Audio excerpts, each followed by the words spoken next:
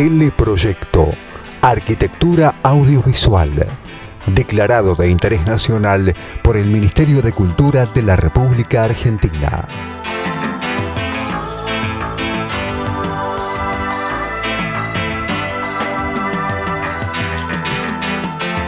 Dirección General, Francisco Fasano.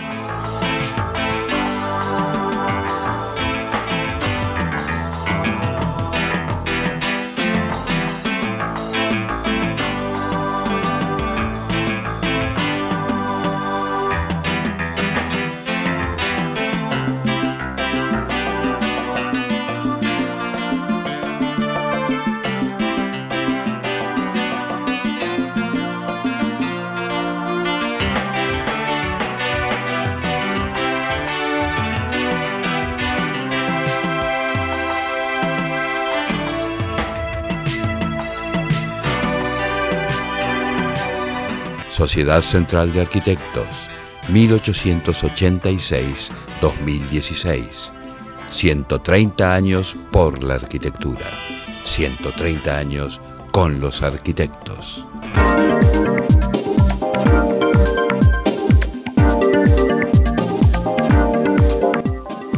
Universidad de Morón, Facultad de Arquitectura, Diseño, Arte y Urbanismo. La calidad Knauf pasa al frente. Aquapanel, placas cementicias que resuelven todas las necesidades para refacción de fachadas y cerramientos exteriores en obras nuevas. Occhipinti, la excelencia en placares y vestidores, respaldada por un sistema de fabricación totalmente computarizado, garantiza calidad, tiempos y menores costos para grandes emprendimientos. Occhipinti, tecnología en placares. Archivos Activos es la solución integral en equipamiento para empresas. Muebles, panelería, sillas y sillones, todos con la mejor terminación del mercado. Archivos Activos, muebles de trabajo.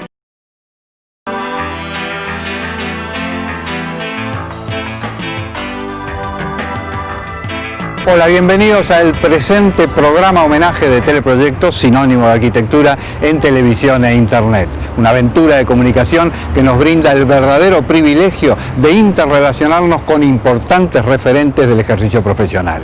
Ese fue el caso del gran Clorindo Testa.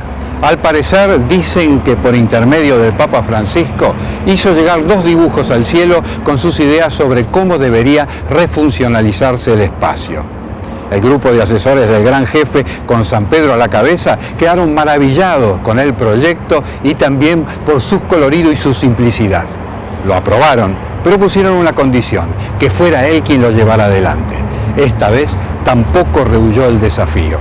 El 11 de abril, sin equipaje, fue a cumplir con el encargo. En el programa de hoy compartiremos con todos ustedes una de las últimas entrevistas que le hicimos en su estudio, donde repasa su trayectoria como artista y como profesional. Clorindo nació en Italia, que es una cosa distinta de que es italiano, porque en realidad fuiste a nacer. Claro, papá quería que yo naciera en Italia. Entonces hicieron el viaje, nací y volvimos.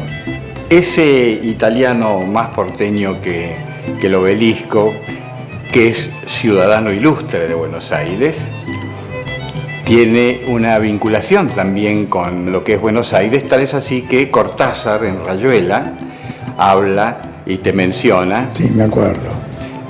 Y también Sábato menciona en De Héroes y Tumbas. Uno, el del aspecto del pintor, y otro del aspecto del arquitecto. Precisamente las dos disciplinas que confluyen y que haces en forma simultánea. Contame un poco cómo vivís estas dos pasiones. Mira, funcionan juntas las dos cosas y funcionan juntas desde un principio. O sea, cuando me recibí, que después estuve en Italia 2 años y que después volví, cuando volví hicimos el concurso de la Cámara de la Construcción con Rossi, Gaido y Davinovic, que lo ganamos. Y al mismo tiempo hice la primera exposición de pintura en el año 52, la empecé a preparar en el 51, en la Galería Van Riel. Y ahí empezaron las 2 actividades. Ahora yo siempre creo que las actividades dependen mucho de tus padres. porque papá era médico. Y cuando yo tenía 14, 15 años me preguntó qué iba a hacer, yo le dije que iba a ser médico. Entonces dijo de ninguna manera, con lo cual se terminó la medicina. Ahora, si mi padre me hubiera dicho, médico, perfecto, porque él lo era, a lo mejor sería médico ahora. Y pertenecería al grupo de médicos pintores.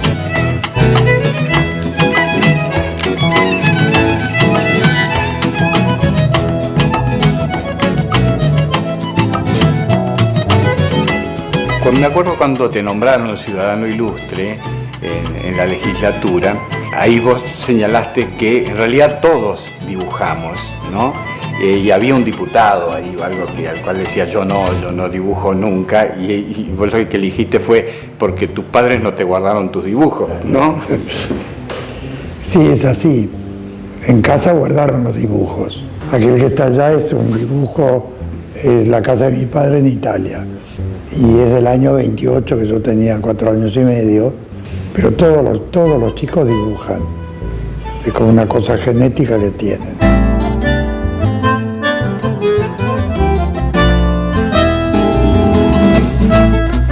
Un concurso que ganaste en La Pampa, en Santa Rosa, eso fue en 1956.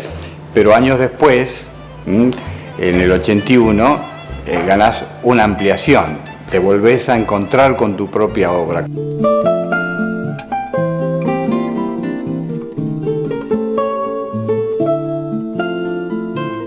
¿Cómo es esa relación a la hora de proyectar? Porque el concurso de La Pampa empezó en el año 55. Después lo postergaron porque vino la revolución del 55 y lo postergaron al 56, ¿no? Que era el centro cívico y la Casa de Gobierno de la provincia de La Pampa.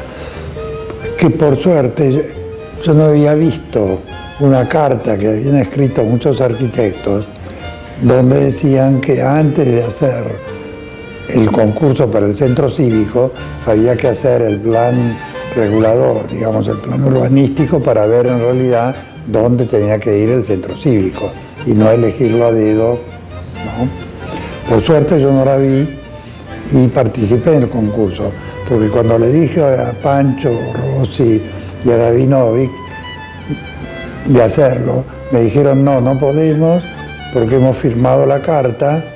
Y yo dije, ¿qué carta? Y una que salió y dice, yo no la vi. Entonces yo pude participar, ¿entendés? Absolutamente libre de... Y Pancho y Davinovic y todos ellos y Gaido no pudieron. Aunque después cuando yo lo gané les dije de hacerlos y lo hicimos juntos. Pero ese concurso también es importante porque, viste, era uno de los primeros concursos que uno ganaba, ¿no? En el año 55. Entonces vos podés pensar que ese concurso te da, digamos, es un apoyo moral, te incita, te demuestra de que sos un buen arquitecto, que esto, que lo otro, pero todo eso se acabó, se terminó de golpe cuando le dijeron al interventor, que en aquel momento se llamaba Garmendia, que era de La Pampa, le dijeron, el que ha ganado el concurso es un arquitecto que se llama Clorindo Testa. Y entonces el interventor dijo, pero ese es el chico de Ester. Con lo cual toda la importancia del concurso terminó que el chico de Ester lo había ganado. Ester era mi mamá, que era de La Pampa, mi abuela. Entonces se conocían de chicos. Entonces cuando sintió mi nombre dijo, pero ese es el chico de Ester. Entonces el concurso del Centro Cívico de La Pampa, en realidad, lo ganó el chico de Ester, que era yo. Después hubo otro hito muy importante en tu camino, que hoy sigue siendo un punto de referencia, que es el, en ese momento llamado Banco de Londres, ¿no? Que es ya una concepción mucho más compleja. Hace una síntesis de ese proyecto. Porque ese fue un concurso privado que se hizo en el año 60. La Casa Central en Londres había mandado a un arquitecto que era Gerald Wakeham, que estuvo muchos años en Buenos Aires, después falleció acá, porque se quedó, ¿no? Para que estuviera un año acá, organizara el concurso, viera qué estudios invitaba, después hiciera un análisis de las propuestas, dijera cuál era la que a él le parecía mejor y que enviara todo al directorio del banco en Londres. Entonces Gerald Wakeham estuvo el año acá, invitó creo que a 4 o 5 estudios que nunca averigüé bien quiénes eran los otros, pero uno era Sánchez Elía, Peralta Ramos y Agostini, que como el año anterior habíamos hecho un concurso en Montevideo, que era el monumento a Valle y Ordóñez, que era un concurso internacional que se hizo a 2 vueltas. Desarrollamos la segunda vuelta, lo declararon desierto, el primer premio, y después el segundo premio lo ganaron los españoles, el tercero los italianos, y la mención la recibimos nosotros. Entonces ahí ya tuvo la vinculación con CEPRA. Con CEPRA y siguió. Pero eso sirvió de base, como vos decís, para después hacer con Sánchez Elía, Agostini y Peralta Ramos, que me llamaron, el concurso del Banco de Londres. Es frecuente a lo largo de tu trayectoria que busques asociarte, o sea, hay muchos de tus emblemáticas obras son con... Claro, porque siempre me gustó estar asociado. O sea, lo único que tuve que hacer, porque ellos habían firmado la carta, era el de La Pampa. No, pero en cuanto terminé, lo gané, me dijeron, les dije enseguida a ellos si no querían participar y enseguida dijeron que sí porque ya se había terminado, ¿no? ¿Cómo funciona esa relación con los pares, a veces muy distintos en cuanto a la forma de proyectar y esa conjunción de ideas hasta llegar a esa fumata bianca final? Te dije, por ejemplo, con el estudio de Sánchez Elía, Sánchez Elía era un enérgico así, ¿entendés? Organizador, ¿no? Con el cual nos llevaba muy bien y todo. Agostini, con el cual era fácil, ¿entendés? De cambiar ideas y proyectar, y muy libre, como yo también lo soy, ¿entendés? En cuanto a las soluciones. Entonces funcionó todo muy bien. Peralta Ramos se ocupaba de la otra parte del estudio, ¿no? Sánchez Elía dirigió todo lo que era, ¿entendés? La organización del concurso, la dirección que tenía que tener el concurso, o sea, todo eso, ¿no? Así que fue, ¿entendés? Una organización perfecta. Otro edificio emblemático de Buenos Aires y que también tiene una historia o varias historias en sí misma es la Biblioteca Nacional, también surgió. Claro, ese fue un concurso con Francisco Rossi y con la chiquita Casaniga que después falleció, que era su mujer, ¿no? Ahí hay como varias historias. Una historia casi prehistórica, ¿no? El gliptodonte, para aquellos que no lo escucharon. Claro, ese lo encontramos... Y me di cuenta varios años después, porque debajo del Gran Gomero, cuando la máquina cortó, quedó el semicírculo, ¿entendés?, de la caparazón del gliptodonte. Mitad se destruyó y mitad quedó enterrada. Entonces, al cabo de un tiempo, vinieron del Museo Paleontológico, lo sacaron y se lo llevaron. Ahora, eso lo usaban, yo creo que lo usaban como habitación, como refugio. Porque cuando vos encontrás la caparazón del gliptodonte, nunca encontrás el esqueleto, porque hay un esqueleto, el gliptodonte tiene un esqueleto, una cola, ¿entendés? Eso no está nunca. Se encontraba la caparazón porque le ponían 2 palos y el tipo se sentaba abajo de eso y lo protegía de la lluvia. O sea que sería un ser humano que utilizó la caparazón del gliptodonte como cueva. Como cueva. Y esa fue la que se encontró abajo de ahí, debajo del Gomero, era eso. Y después de varios años me di cuenta que en realidad la estructura del gliptodonte, con la caparazón, las patas largas que apoyaban en el suelo, la cola, todo el cuerpo que estaba suspendido de esta caparazón, ¿no? Y las 4 patas pasaban alrededor de este cuerpo, era, si vos haces un dibujo exagerado, era igual a la biblioteca. Entonces vos podías decir de que el gliptodonte estuvo siglos metido ahí abajo y cuando llegó alguien que se le parecía a él, entonces dijo que había llegado el momento de retirarse. Entonces se fue. Y ese nuevo gliptodonte de la Biblioteca Nacional, que estuvo postergado largamente, tenía desde su inicio una concepción que era con parasoles. Sin embargo, aún hoy seguimos viendo que está sin parasoles. ¿Qué pasó? Claro, si yo me hubiera dado cuenta, tendría parasoles. Pero resulta que me llamó Gancedo, que en aquel momento era secretario de Cultura, ¿no? Entonces me llamó y me dijo que al día siguiente se iba a llamar a licitación, ¿entendés? La terminación, porque ya creo que la estructura estaba hecha de hormigón.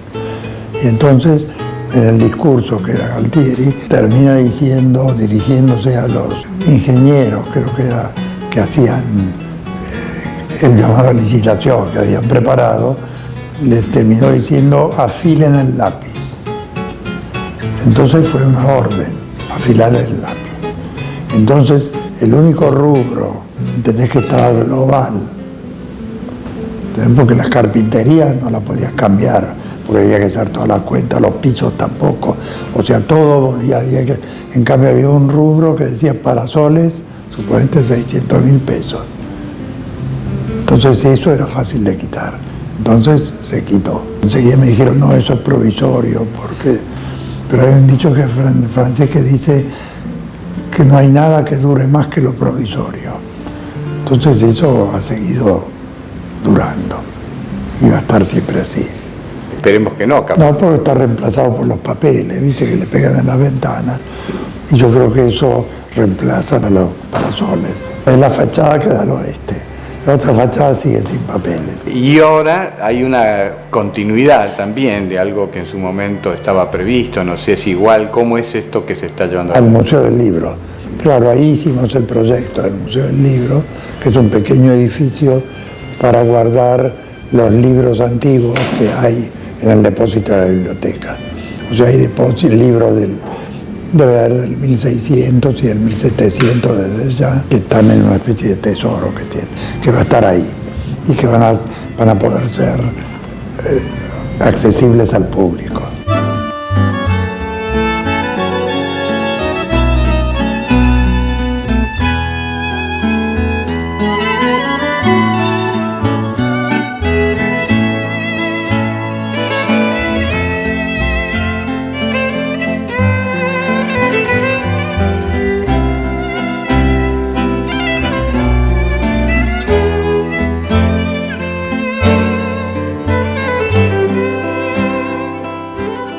...30 años del Centro Cultural Recoleta.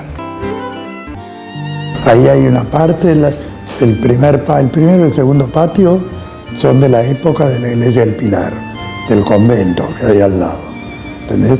Y viste que las galerías que están ahí, que tienen bóvedas, las bóvedas no son el cielo raso armado, sino que son verdaderas. O sea, toda esa parte es del 1700. Después se fueron agregando cosas. ¿Entendés? La iglesia de Busquiazo es de 1870, 80.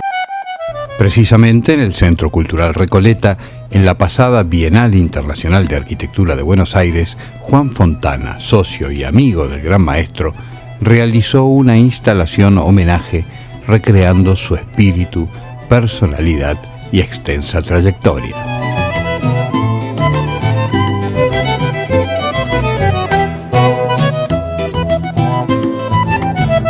Podían faltar sus clásicas esculturas con los coloridos puntales de encofrados. Una síntesis de su esencia de artista quedó reflejada en sus agendas, donde su inquieta mano convertía a las obligaciones cotidianas en un juego cromático. Y volvemos ahora al diálogo con Clorindo, esta vez para referirnos al Auditorio de La Paz. Y una cosa que llama la atención es la excelente acústica, a pesar de que no hay ni una puerta que intervenga e interfiera entre el acceso y el lugar. No hay puerta, pero, o sea, esas rampas, escaleras que, ¿entendés? Que las acompañan a los dos lados, ¿entendés? Es como si te fueran preparando a lo que vas a ver o a oír. Después, o sea, Hubo alfombras, o sea, cosas acústicas, ¿entendés? Que hicieron que la acústica fuera bastante buena. E igual hay como una especie de ir espiando antes de llegar, ¿no? Claro, vas viendo porque hay agujeros, podés ver el interior de la sala.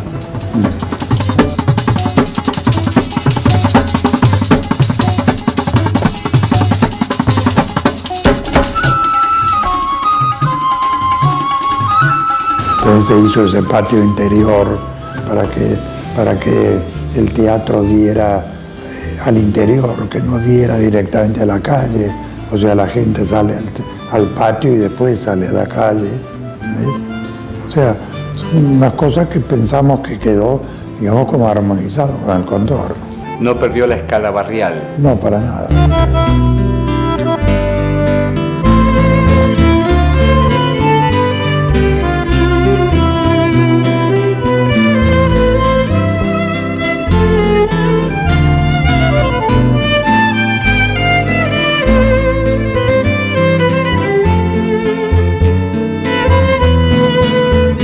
Ese respeto por el entorno encontramos en el Colegio de Escribanos, que bueno, había una búsqueda de vincular los balcones curvos del entorno, y esos balcones terminaron siendo desde otra mirada los parasoles. Parasoles. Pero eso me di cuenta después. O sea que es como una cosa instintiva. A lo mejor vos mirás y ves los balcones curvos. Entonces, después, sin darte cuenta, pensás que los parasoles tienen que ser grandes y curvos.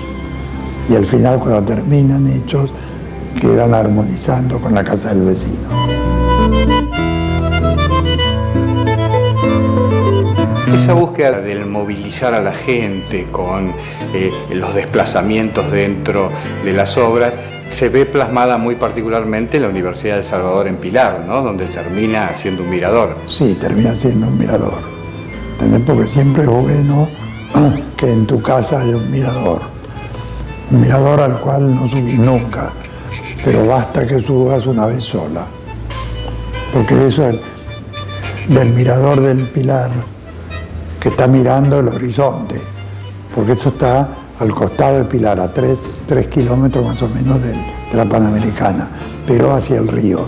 Entonces, desde donde está el edificio, el auditorio del Pilar, hacia el río, eso es un panorama abierto, ¿entendés? De plantas, ¿entendés?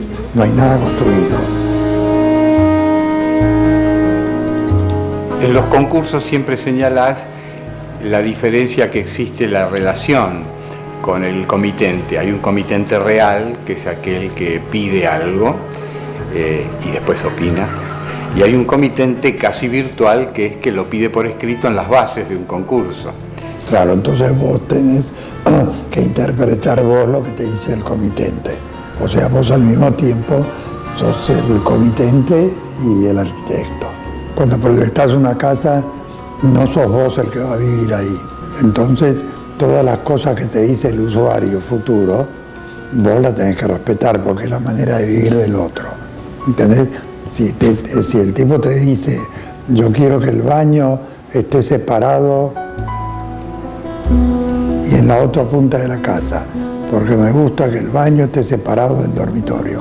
Vos haces un baño que está en la otra punta de la casa. ¿Entendés? O sea, no lo tenés que convencer, no, el baño al lado del dormitorio es mucho más cómodo, porque no, de ninguna manera.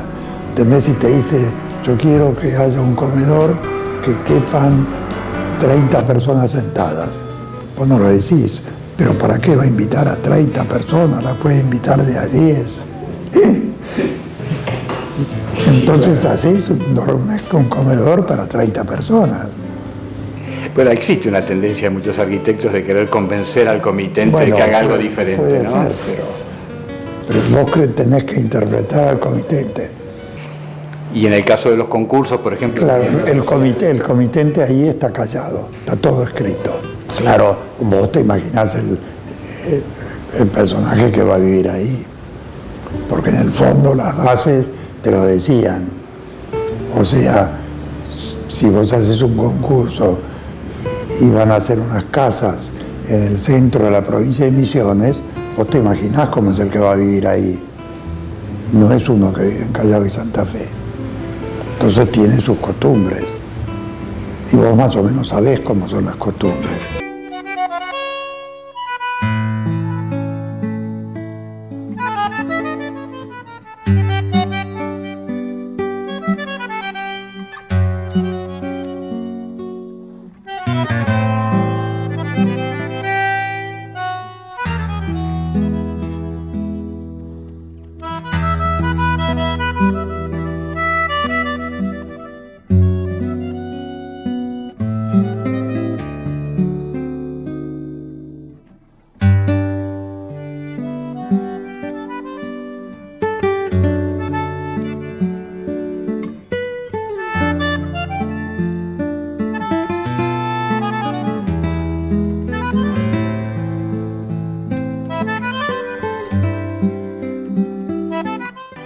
Sociedad Central de Arquitectos, 1886-2016. 130 años por la arquitectura. 130 años con los arquitectos.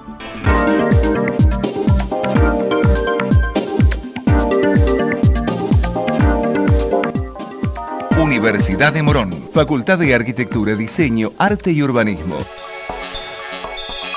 La calidad Knauf pasa al frente. Aquapanel, placas cementicias que resuelven todas las necesidades para refacción de fachadas y cerramientos exteriores en obras nuevas.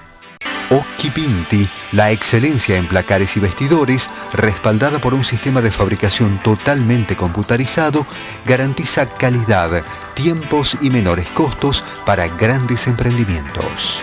Occhipinti, tecnología en placares. Archivos Activos es la solución integral en equipamiento para empresas. Muebles, panelería, sillas y sillones, todos con la mejor terminación del mercado. Archivos Activos, muebles de trabajo. ¿Tiene registrado en video profesional el desarrollo completo de sus obras? Teleproyecto, la empresa con mayor especialización en mostrar arquitectura y construcciones, le ofrece su departamento de seguimiento de obras en video.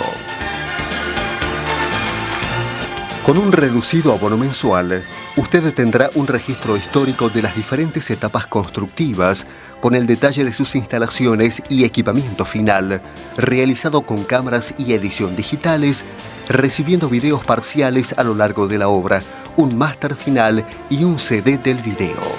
Consúltenos. Es otro servicio de Teleproyecto, el multimedio de la construcción.